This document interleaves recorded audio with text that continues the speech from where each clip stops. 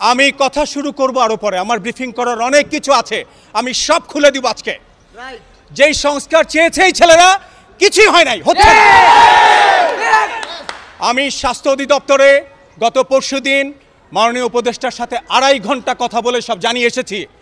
তারপর দিন গতকাল সকালবেলা জুম মিটিংয়ের মাধ্যমে সকল ডাইরেক্টর ইনক্লুডিং দি এনআইও ডাইরেক্টর তিনিও ছিলেন, ওখানে বলা হয়েছে, আমরা জুম মিটিংয়ে জানিয়েছি এই সন্তানরা, এই যোদ্ধারা, তাদের সামনে আর কোনো নিশ্চিত কিছু নাই মৃত্যু ছাড়া। ওর চোখ অন্ধ হওয়ার পর পৃথিবীটা ওর কাছে অন্ধকার, এটা বেঁচে থাকা না। সেই ছেলেকে নিয়ে যদি কেউ রাজনীতি করে বা অবহেলা করে, জাতি সেটা দেখবে এবং আমরা বসে থাকবো না। যেই হোক, কোনো দুরভিসন্ধমূলক কিছু এখানে হবে না।